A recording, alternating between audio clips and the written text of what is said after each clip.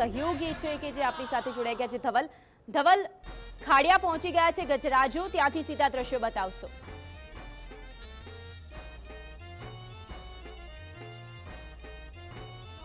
147મી જે રથયાત્રા છે તે અત્યારે હાલ ખાડિયાના ચકલેશ્વર મહાદેવ ખાતે આવી પહોંચી છે। જે સૌપ્રથમ ગજરાજ હોય છે તે ગજરાજનું આગમન અત્યારે હાલ ચકલેશ્વર મહાદેવ ખાતે થઈ ચૂક્યું છે। જે પ્રમાણે હિન્દુ ધર્મ પ્રમાણે ગજરાજને ખૂબ જ મહત્વ આપવામાં આવતું હોય છે।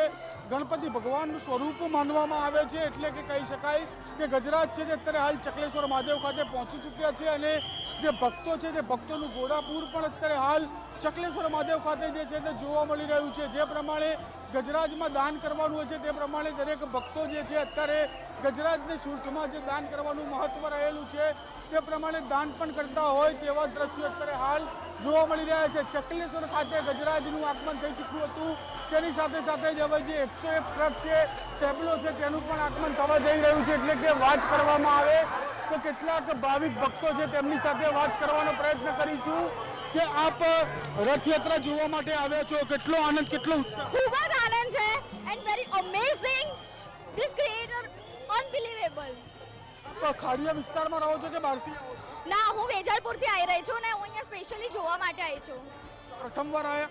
હા, ફર્સ્ટ ટાઈમ? ના, આ ફોર્થ ટાઈમ છે, બટ અલગ જ બહુ દર વર્ષે અલગ અલગ અનુભવ થાય છે।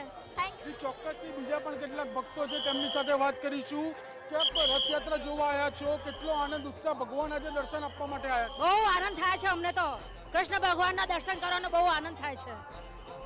આપ દરિયા ખાડિયા વિસ્તારમાં રહો છો કે પછી બહારના વિસ્તારમાં રહીએ છીએ અમે, તો બી દર્શન કરવા તો આવીએ જ છીએ।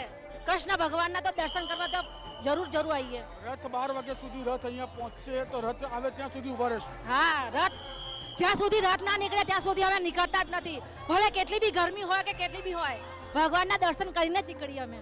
જી ચોક્કસથી જે પ્રમાણે ભક્તોનું ઘોડાપૂર અહીંયા ઉમટ્યું છે, જે પ્રમાણે ભક્તો કહી રહ્યા છે, નાના હોય કે વડીલ મિત્રો હોય, વયોવૃદ્ધ હોય છે, તમામે તમામ લોકો અત્યારે હાલ ભગવાન જગન્નાથજીના જે દર્શન છે તે કરવા માટે અહીંયા પહોંચ્યા છે।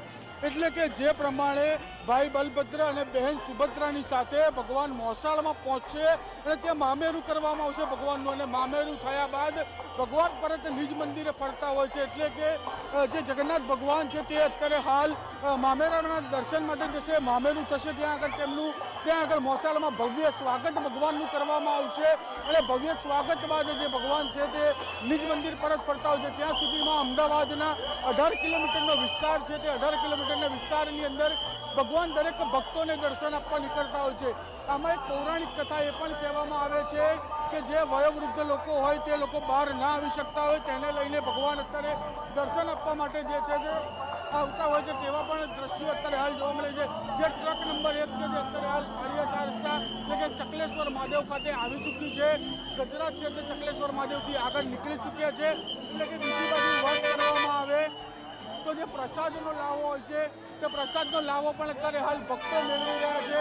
દરેક ભક્તો જે ચોકલેટ ઉડાડવામાં આવતી હોય છે, જે પ્રસાદ આપવામાં આવતો હોય છે તેનો પણ લાવો અત્યારે હાલ લેતા જોવા મળી રહ્યા છે। ટ્રક નંબર 19 જે અત્યારે હાલ ચકલેશ્વર મહાદેવ ખાતે પહોંચેલી જોવા મળી રહી છે।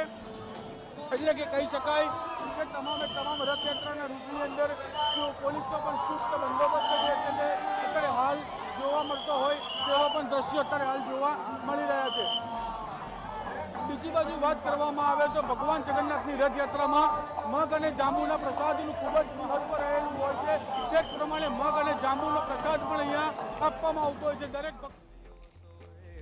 બિલકુલ ધવલ, આપ ત્યાંથી જોડાયા અને જે રીતે દ્રશ્યો બતાવ્યા ભક્તોનું માનો મહેરાન